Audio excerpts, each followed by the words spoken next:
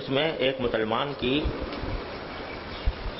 زندگی کے لیے بہت ہی جامع اور مکمل لائحہ عمل اللہ تبارک و تعالیٰ نے بیان کرنا ہے۔ ایمان لانے کے بعد سب سے اہم اور مقدم اور ضروری چیز یہ ہے کہ انسان کے اندر تقویٰ پیدا ہو، اور اس تقویٰ کے نتیجے میں انسان اللہ جل جلالہ کی اطاعت میں زندگی گزارے۔ اس تقویٰ کو پیدا کرنے کے لیے اور اس کو برقرار رکھنے کے لیے اللہ تبارک و تعالیٰ نے اس آیت کریمہ میں دو حکم دیے ہیں۔ ایک حکم یہ ہے کہ وابتغوا الیہ الوسیلہ، کہ اللہ تبارک و تعالیٰ تک پہنچنے کا وسیلہ تلاش کرنا، اللہ تعالیٰ کا قرب حاصل کرنے کا، اس کے قریب پہنچنے کا وہ وسیلہ تلاش کرنا۔ وہ وسیلہ کیا ہے؟ وسیلہ یہ ہے کہ کوئی بھی نیک کام، اطاعت کا کوئی کام، وہ وسیلہ ہے اللہ کے پاس پہنچنے کا۔ جو چھوٹے سے چھوٹی نیکی ہے، دیکھنے میں چھوٹی معلوم ہوتی ہو، لیکن وہ اللہ تک پہنچانے کے لیے راستہ بنتی ہے، وسیلہ بنتی ہے، قرب ادا ہوتا ہے اس کے ذریعے۔ چھوٹا، اسی لیے اطاعت کو، عبادت کو قربت بھی کہا جاتا ہے۔ قربت اسی لیے کہا جاتا ہے کہ ہر عبادت سے اللہ تبارک و تعالیٰ کا قرب حاصل ہوتا ہے، جو بھی عبادت چھوٹی ہو بڑی ہو۔ اللہ تعالیٰ نے نیک بندوں کی تعریف کرتے ہوئے فرمایا اتخذوا ما ينفقون قربات عند اللہ وصلوات الرسول، جو کچھ وہ پیسہ خرچ کرتے ہیں زکوٰۃ وغیرہ کے، زکوٰۃ صدقات میں، تو وہ اللہ تبارک و تعالیٰ کا قرب حاصل کرنے کے لیے کرتے ہیں۔ ایک صدقہ بھی آپ کسی کو دو گے، اس سے قرب اللہ تبارک و تعالیٰ کا حاصل ہو۔ تو اللہ تعالیٰ تک پہنچنے کا وسیلہ ایک تو ہے نیک کام، کوئی بھی نیک کام، اور دوسرا ہے گناہوں سے بچنا۔ یعنی آدمی کے دل میں خواہش پیدا ہو رہی ہے کسی گناہ کرنے کی، اس گناہ سے بچنے کے لیے جب انسان اپنے نفس پر قابو پائے گا اور نفس کی مخالفت کر کے اس کی خواہش کو دبا کر، اس کو کچل کر اللہ تعالیٰ کی اطاعت کرے گا، اس سے قرب حاصل ہے۔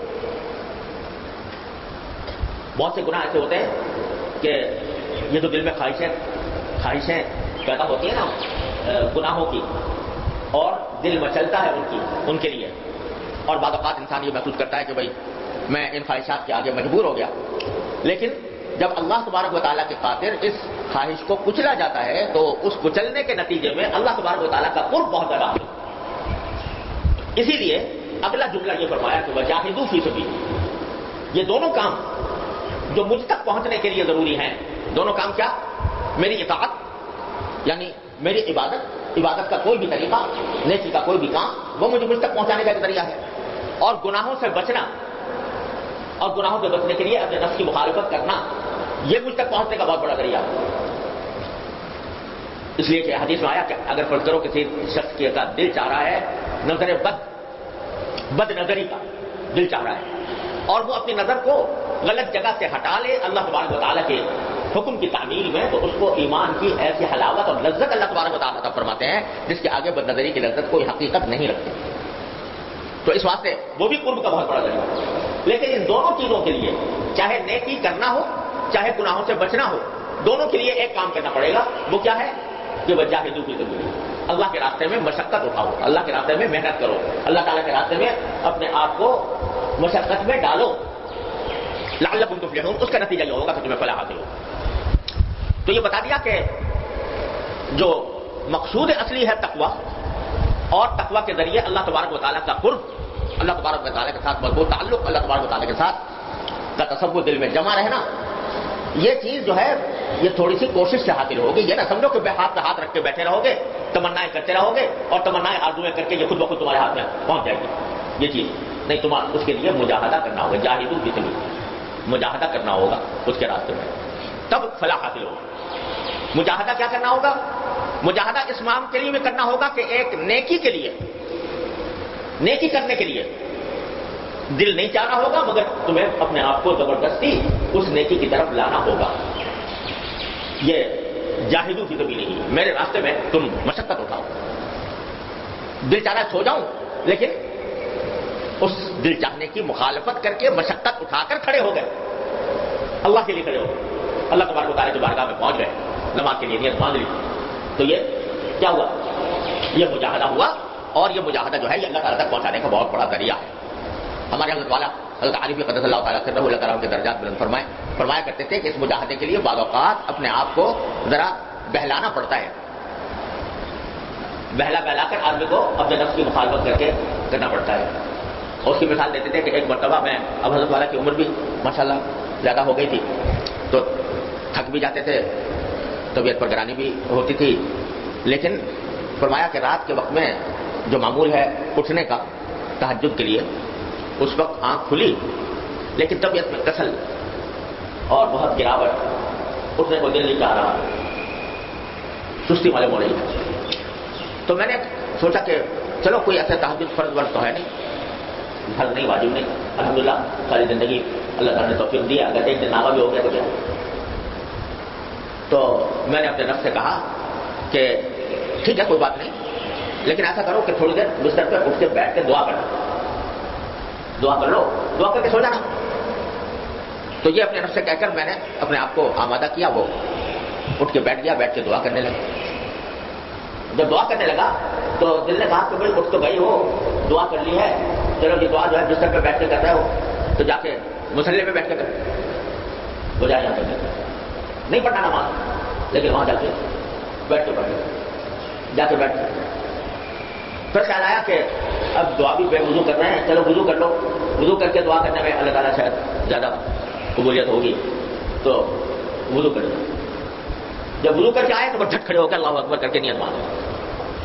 تو حضرت فرماتے ہیں کہ بعض اوقات نفس کو بہلانا پڑتا ہے کسی اپنے معمول کو پورا کرنے کے لیے، ایک نفلی عبادت انجام دینے کے لیے.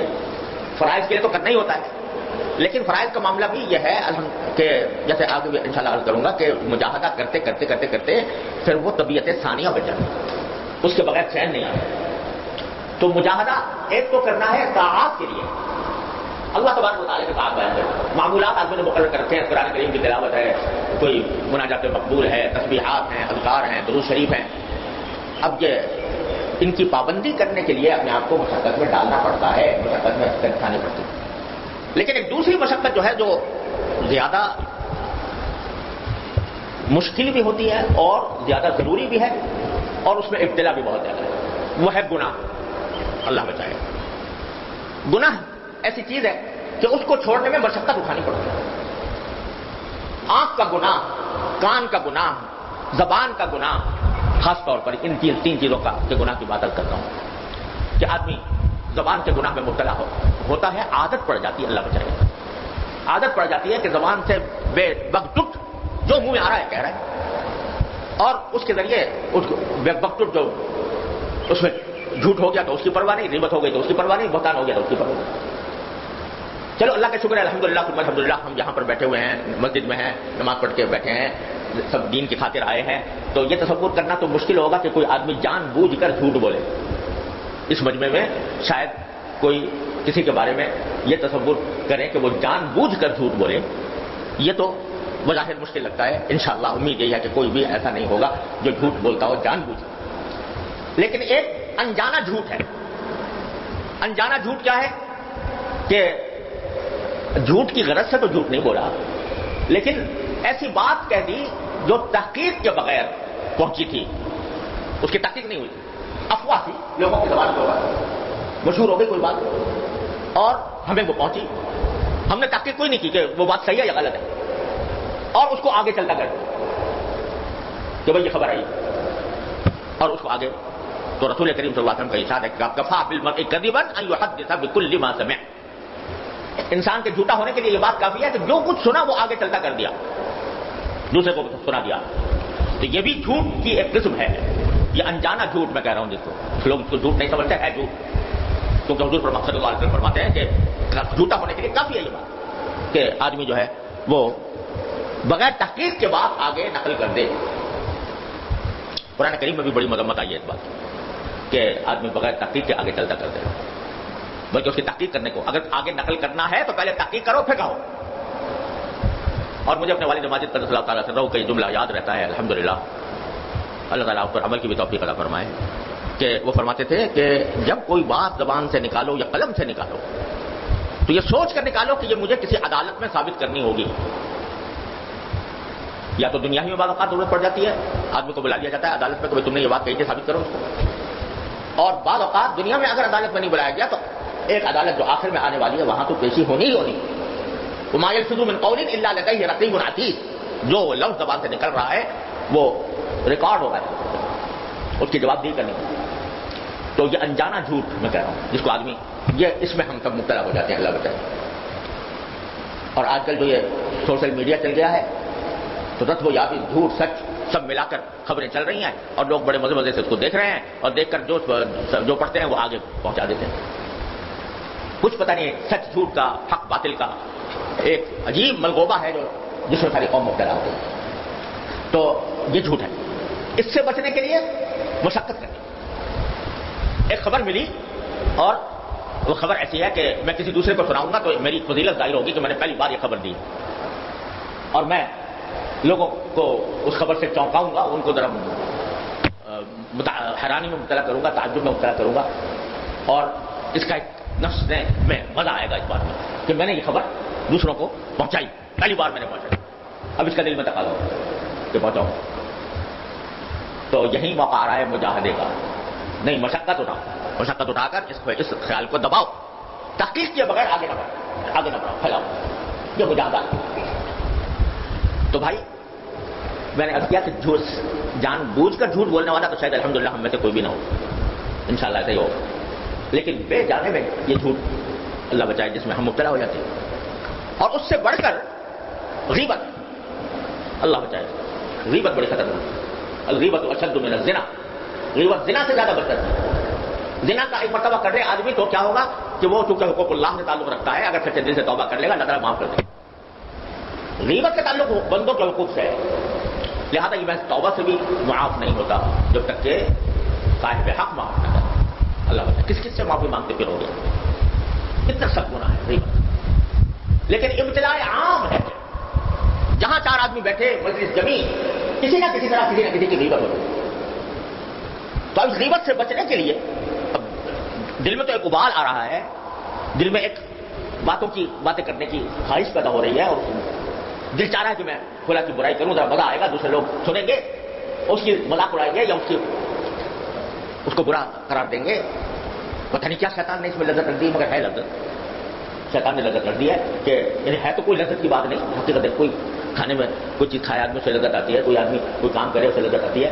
یہ ہے تو کوئی لذت کی چیز نہیں فی نفسی، لیکن شیطان نے اس میں ایسی مال کا مزہ رکھ دیا ہے کہ مجلس جمی ہوئی ہے تو اس میں غیبت آ جائے کسی کی تو بس دل بچل جاتا ہے کہ بس ٹھیک ہے جی کر کے چھوڑو اس کا. اب یہ موقع ہے مجاہدے کا یہ موقع ہے کہ آدمی اپنی اس خواہش کو کچل کر، اللہ کے لیے کچل کر غیبت سے باز رہے. اب یہ وہ چیز ہے کہ جس میں اللہ بتائے ابتلاء عام ہے. اچھے خاصے نمازی، پرہیزگار، عالم، بزرگوں سے تعلق رکھنے والے، مجلسوں میں جانے والے، لیکن جب مجلسیں جمیں گی تو اس میں غیبت کی کوئی نہ کوئی بات اللہ بچائے آ جائے. اللہ تعالیٰ حفاظت فرمائے. اس کو روکنا پڑتا ہے کس طرح کے مجاہدہ کر کہ اس کو مشقت برداشت کر کے آدمی روکے. یا اسی طرح نظر کا گناہ ہے. یہ بھی ایسی چیز ہے کہ بڑے بڑے تہجد گزار، بڑے بڑے ذاکر و شاغل، خانقاہوں میں تربیت پانے والے، اللہ بجائے نگاہ کے گناہ سے بچنا ان کے لیے بھی مشکل ہو جاتا ہے. النظر سہم من سہام ابلیس. آنکھ جو ہے وہ ابلیس کے تیروں میں سے ایک تیر ہے. تو اس سے بچنا جب تک کہ آدمی مجاہدہ نہ کرے، یعنی مشقت میں نہ ڈالے اپنے آپ کو، اس وقت تک نہیں بچتا. یہ ہے جاہدو فی سبیل اللہ. اس کے راستے میں جہاد کرو، اس کے راستے میں مشقت اٹھاؤ. مشقت اٹھا کر ہی منزل ملے گی، فلاح کی منزل، اس کے بغیر نہیں ملے گی. اور یہ جو ہم تم سے مشقت کرا رہے ہیں تو قرآن کریم فرماتا ہے ومن جاہد فانما یجاہد لنفسہ واللہ غنی عن العالمین. جو شخص مجاہدہ کرتا ہے وہ اپنی نفع کے لیے کرتا. اللہ تو بے نیاز ہے ساری کائنات سے، واللہ غنی عن العالمین. لیکن بندہ اگر کوئی مجاہدہ کرتا ہے تو اپنی ذات کے لیے کرتا ہے. ذات کے لیے کیا کرتا ہے ذرا سمجھ لو. ذات کے لیے یہ ہے کہ جب یہاں مجاہدہ کرے گا، اس دنیا میں مجاہدہ کرے گا، مشقت اٹھا کر عبادات کا انجام دے گا، مشقت اٹھا کر گناہوں سے اپنے آپ کو بچائے گا، نظر کے گناہ سے اور زبان کے گناہ سے اور ہر قسم کے گناہ اپنے آپ کو بچائے گا، تو کیا ہوگا؟ وہاں پر پہنچ کر مشقتوں کا نام نہیں ہوگا. وہاں پہنچ کر مشقتوں کا نام نہیں ہوگا. کیا ہوگا کہ الحمدللہ الذی احلنا دار البقامۃ من فضلہ لا یمسنا فیہا نصب ولا یمسنا فیہا لغوب. قرآن کریم کہتا ہے جب پہنچیں گے نا جنتی وہاں پر جنت میں ایک دم سے ایک ایسا عالم سامنے آئے گا جو کبھی دیکھا بھی نہیں, کبھی تصور میں بھی نہیں آیا, یعنی کوئی کسی آنکھ نے نہیں دیکھا, کسی کان نے نہیں سنا, کسی کے دل کے باہمے میں بھی پر نہیں گزرا. اس عالم میں اچانک اللہ تبارک و تعالیٰ پہنچا دیں گے وہاں. تو بے ساختہ جو بات نکلے گی جنتیوں کی زبان سے وہ کیا ہوگی کہ الحمدللہ الذی احلنا دار البقامۃ من فضلہ. یا اللہ شکر ہے آپ کا, تعریف اس اللہ کی ہے, شکر اس اللہ کا ہے جس نے ہمیں اس قرار کی جگہ پر آ جا کر اتار دیا. دار البقامہ یعنی ہمارے پہلے تو ذہن میں نہیں آتا تھا کہ کوئی جگہ ایسی بھی ہوتی ہے یا ہو سکتی ہے کہ جو ہمیشہ ہمیشہ کے لیے ہو, کبھی ختم نہ ہو. دنیا میں تو جو چیز تھی ختم ہونے والی تھی, دنیا بھی ختم ہونے والی, دنیا کی نسل بھی ختم ہونے والی, دنیا کا مال دولت بھی ختم ہونے والا, سب کچھ ختم ہونے والا. کتنا ہی بڑا ملحد ہو مگر یہ جانتا ہے کہ دنیا ختم ہونے والی.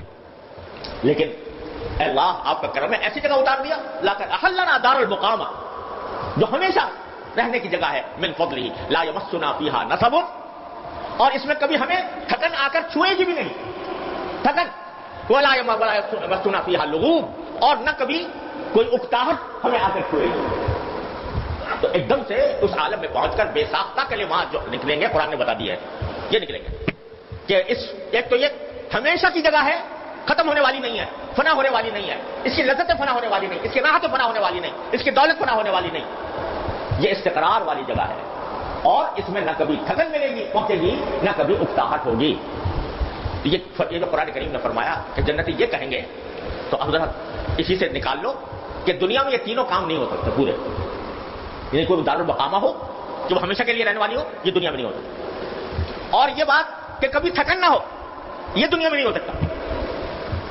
کوئی بڑے سے بڑا سرمایہ دار, بڑے سے بڑا دولت مند, بڑے سے بڑا بادشاہ, بڑے سے بڑا حاکم یہ نہیں کہہ سکتا کہ مجھے کبھی تھکن نہیں ہو. بلکہ جتنا بڑا بادشاہ ہوتا ہے, جتنا بڑا صاحب اقتدار ہوتا ہے, اتنا ہی تھکن اس کو لائق ہوتی ہے. کتنے کام کرنے پڑتے ہیں, لوگ پتہ نہیں اس اقتدار کی کرسی کی طرف کیوں بھاگے جاتے ہیں اور کیوں اس کے لیے دوڑتے ہیں, کیوں شوق اٹھاتے ہیں. یہ تو ایک عجیب دھندا ہے جس میں آدمی پھنس گیا تو دن رات تھکن ہی حساب ہوتا ہے اس کا.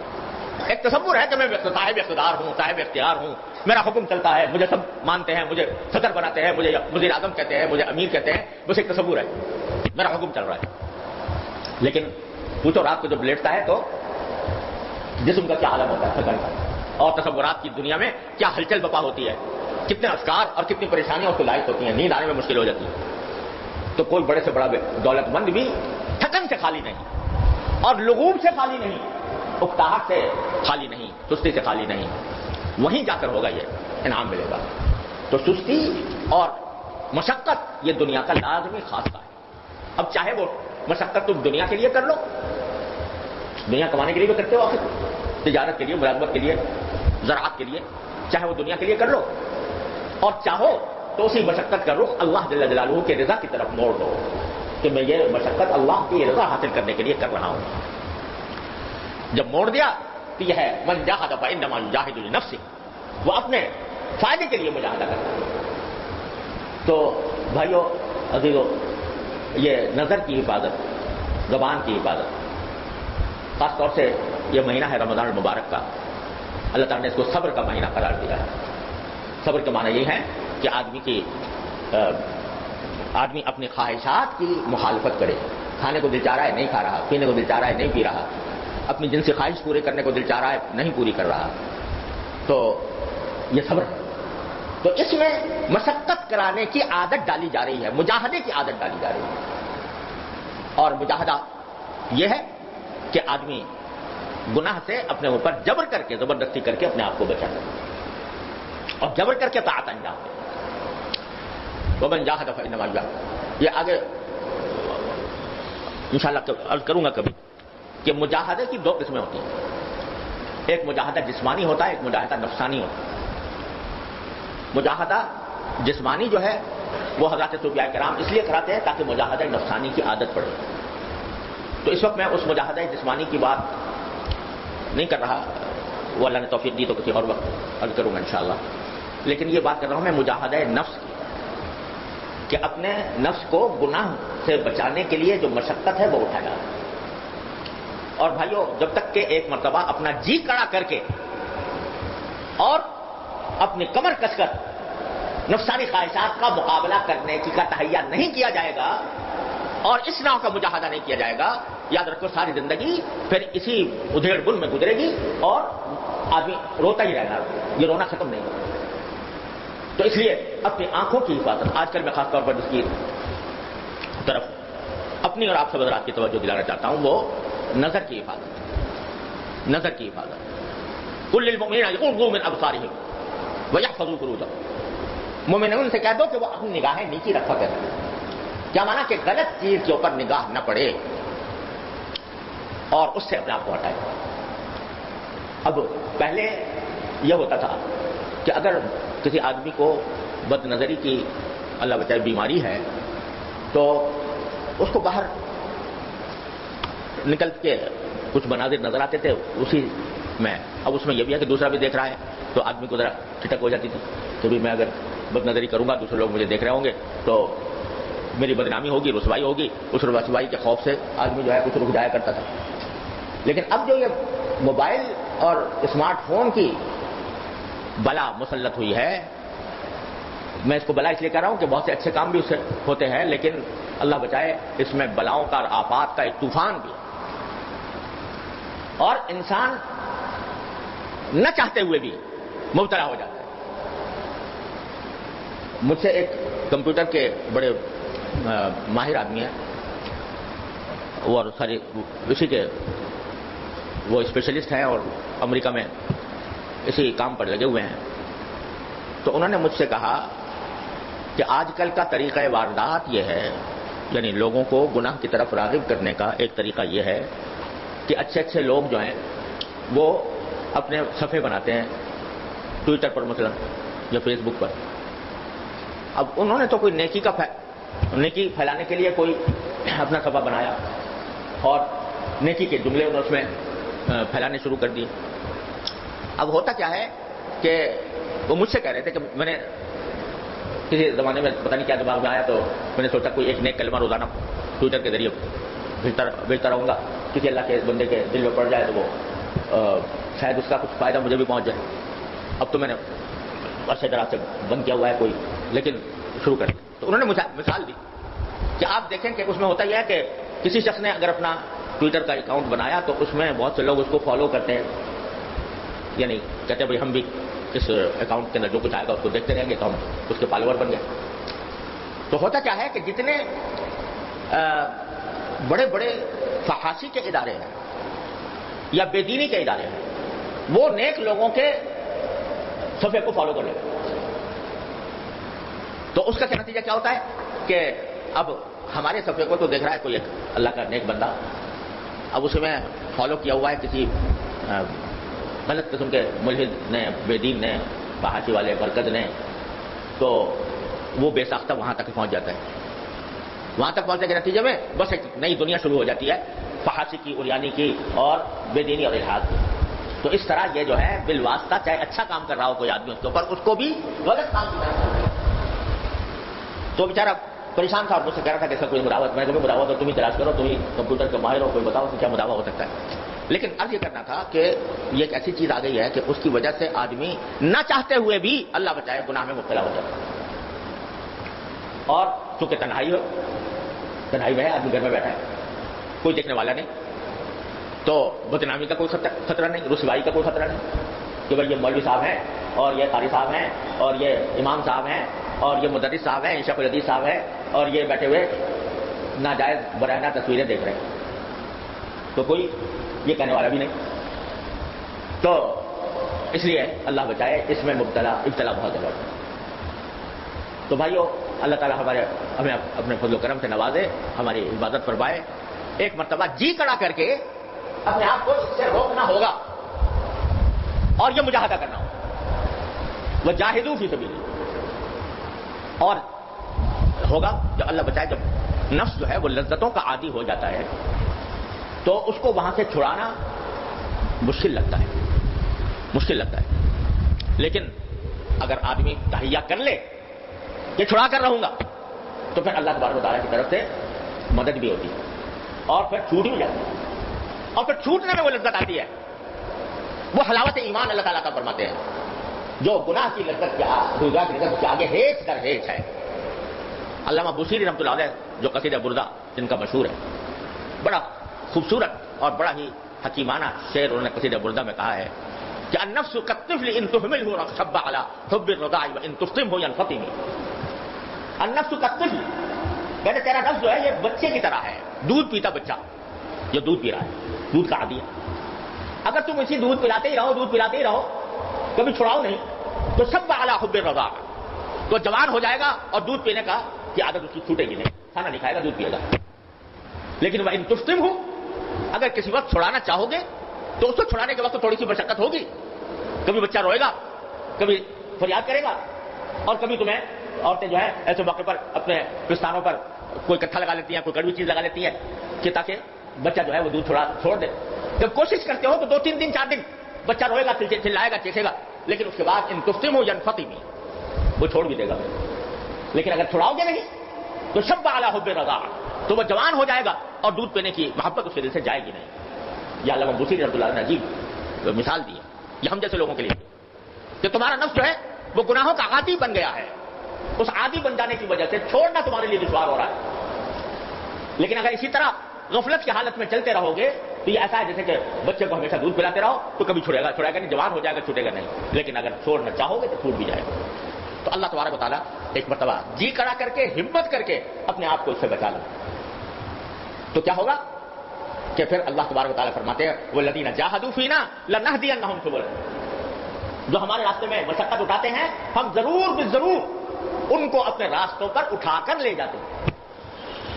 حضرت حکیم رحمۃ اللہ علیہ اس کا ترجمہ یہ فرماتے تھے کیونکہ یہاں ہدایت جو ہے متعدی الی مفعولین ہو رہا ہے، الی سبلنا نہیں فرمایا لنہدینہم الی سبلنا بلکہ لنہدینہم سبلنا. تو متعدی الی مفعولین ہونے کی وجہ سے یہاں پر ہدایت معنی میں اضاعت الطریق کے نہیں ہے بلکہ ایصال المطلوب کے معنی میں، کہ جب ہمارے راستے میں کوئی مشقت کرے گا اٹھائے گا ہم اس کو اٹھا کر اپنے ہاتھ میں اٹھا کر اپنے راستے پر پہنچا دیں گے. یہ وعدہ اللہ میاں فرما رہے ہیں، میرا تیرا وعدہ نہیں. تو لیکن کرنے کی ہمت کرنے کی بات، ہمت کرے گا آدمی اور اللہ کے لیے کرے گا تو اللہ تعالیٰ پکڑ لے. حضرت حکیم رحمۃ اللہ تعالیٰ فرماتے ہیں جیسے ایک بچہ ہوتا ہے جب اس کو چلنا سکھاتے ہیں ماں باپ تو کہتے ہیں آؤ میرے، وہ کھڑا ہوا ہے بھی چلنا نہیں آتا، 1-2 قدم چلے گا گر جائے گا، تو گرنے سے پہلے ماں باپ پکڑ لیتے ہیں اسے، گرنے نہیں دیتے. تو میرا اللہ بھی جب کسی کو جب اس کی طرف کوئی چلتا ہے تو وہ بظاہر گرنے کا بھی اندیشہ ہوتا ہے لیکن گرنے کے باوجود پکڑ لیں گے اللہ میں، گرنے نہیں دیں گے، اپنے پاس بلا لیں گے. لنہدینہم سبلنا کس طرح بلا لیں گے کہ اگر بالفرض سمجھو کہ 1000 مرتبہ توبہ کی، استغفار کیا، ارادہ کیا، ہمت کی، عزم کیا اور اللہ تعالیٰ سے دعا میں مانگی اللہ ہمت کر رہا ہوں، عزم کر رہا ہوں، مجھے اس کو ثابت قدم رکھیے گا. پھر چلتے چلتے کسی وقت پاؤں پھسل گیا تو اللہ تعالیٰ کا پکڑنا کیا ہے کہ پھسلے گا تو توبہ استغفار کی توفیق ضرور دیں گے. اگر پھسلے گا تو توبہ استغفار کی توفیق ضرور عطا فرمائیں گے. یہ ہے لنہدینہم سبلنا اس موقع پر اگر بالفرض پھسل گیا. اول تو پھسلے گا نہیں انشاءاللہ، لیکن اگر پھسلا تو توبہ استغفار کی توفیق ہوگی. پھر اللہ تبارک و تعالیٰ کہے گے نادان تجھے ہم نے اپنے ستاری کا تجھے بنایا، تجھے اپنے غفاری کا مہرت تجھے بنایا اور تیرے گناہوں کو معاف کرنے کے لیے تجھے توبہ، تیرے دل میں ندامتیں پیدا کی، تیرے دل میں آہیں پیدا کی، تیرے دل میں تیری آنکھوں میں آنسو پیدا کیے کہ تو ندامت کے ساتھ ہم سے رجوع کرے گا تو ہم تجھے کہیں سے کہیں لے جائیں گے. لنہدینہم سبلنا، ہم اپنے راستوں کی طرف تمہیں اٹھا کر لے جائیں. لیکن کرنے کی بات ہے جب مجاہدہ کر لیتا ہے بندہ اور گرتا پڑتا منزل تک پہنچ جاتا، اس سے اپنے آپ کو گناہوں سے بچا لیتا ہے تو پھر اللہ تبارک و تعالیٰ اپنی گود میں اٹھا لیتے ہیں اس کو اور اللہ تبارک و تعالیٰ اس کو اپنی رحمت سے نجات عطا فرماتے ہیں. پھر یہ جو خواہشات نفس ہیں وہ اس کو گناہ کی طرف نہیں لے جاتی.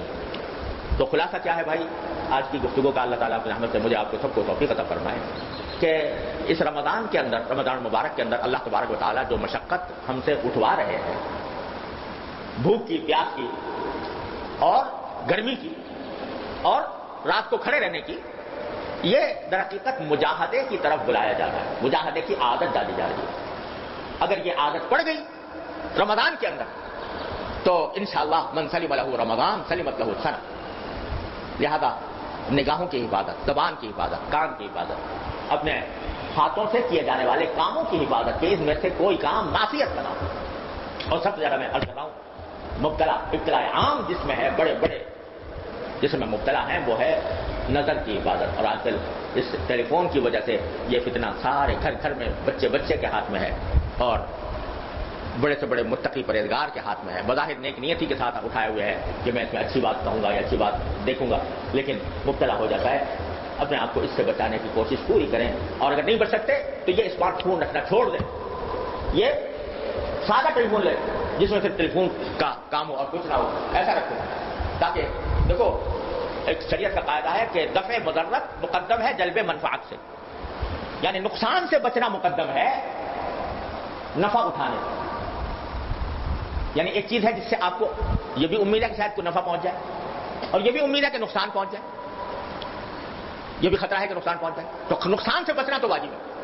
اور جو موہوم فائدہ ہے وہ اتنا مقدم نہیں ہے. تو اگر اپنے آپ کو خطرے میں ڈالنے والی بات ہے, گناہوں کے خطرے میں ڈالنے والی بات ہے, تو پھر دفع بضرت مقدم ہونے کا تقاضا یہ ہے کہ چھوڑ دو اس کو اور سادہ ٹیلی فون پر اقتدا کرو جس کے اندر یہ الا بلا اس پہ موجود نہ ہو.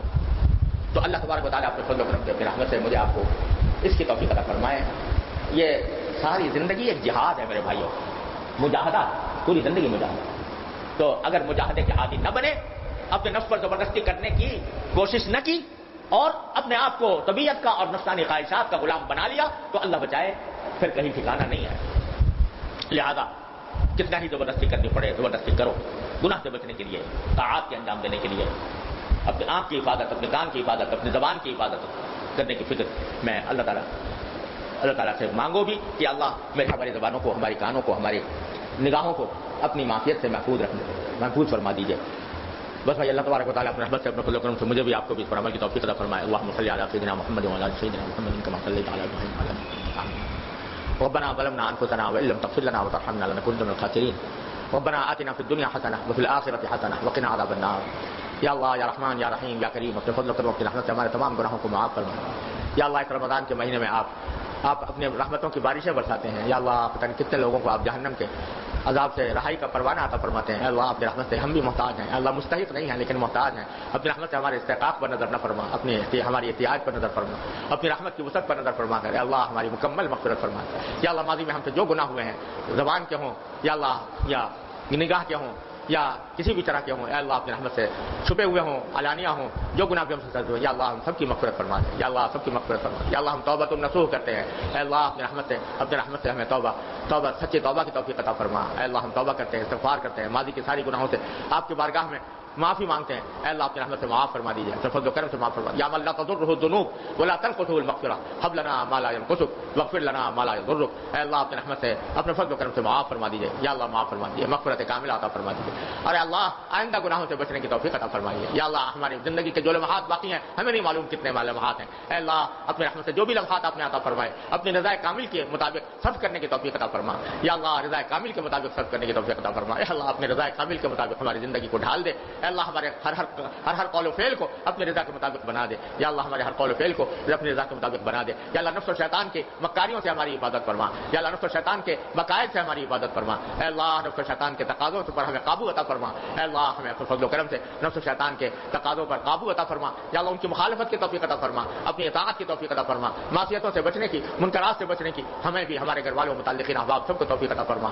یا اللہ تمام حاضرین کو ان کے اور حاضرات کو ان کے تمام جائز مقاصد میں کامیابی عطا فرما. یا اللہ سب کی پریشانیاں دور فرما دے. یا اللہ سب کی مشکلات کو آسان فرما. یا اللہ ہمیں ہمارے متعلقین میں جو بیمار ہیں انہیں شفا کامل عاجل عطا فرما. جو تنگست ہیں ان کی تنگستی کو دور فرما.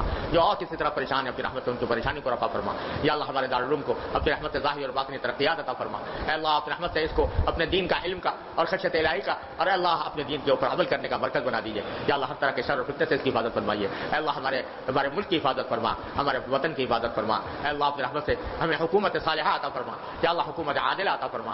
یا اللہ بے دینوں کی اور اللہ بے دینوں کی اور شریروں کی حکومت سے ہمیں نجات عطا فرما. یا اللہ اچھے حکام ہمیں عطا فرما, نیک حکام, عادل حکام عطا فرما. اے اللہ ملک کو صحیح معنی میں اسلامی فلاحی مملکت بننے کی توفیق عطا فرما. یا اللہ تمام عالم اسلام کے مسلمانوں کی مشکلات کو دور فرما دے. یا اللہ فلسطین میں ظلم ہو رہا ہے, یا اللہ شام میں ظلم ہو رہا ہے مسلمانوں کے اوپر, برما میں ظلم ہو رہا ہے. یا اللہ اپنی رحمت سے جہاں جہاں مسلمانوں پر ظلم ہے اے اللہ اپنی رحمت سے ان کو ظلم سے نجات عطا فرما, عافیت دارین عطا فرما. یا اللہ پھر سے عزت و سربلندی عطا فرما. یا اللہ دشمنوں کے غلبے سے ہماری حفاظت فرما. اللہ اللهم انا نسالك من خير ما سالك منه عبدك ونبيك سيدنا محمد صلى الله عليه وسلم ونعوذ بك من شر ما استعاذك منه عبدك ونبيك سيدنا محمد صلی اللہ علیہ وسلم. یا اللہ جن جن لوگوں نے ہم سے دعا کی فرمائش کی ہے اے اللہ آپ ان کی دلی مرادوں کو خوب اچھی طرح جانتے ہیں. اے اللہ اپنے رحمت سے ان کی دلی مرادیں عافیت کے ساتھ آسانی کے ساتھ اپنی رضا کے مطابق پوری فرما دیجیے. وصلی اللہ تعالی علی خیر خلقہ سیدنا مولانا محمد وعلی آلہ واصحابہ اجمعین آمین برحمتک یا ارحم.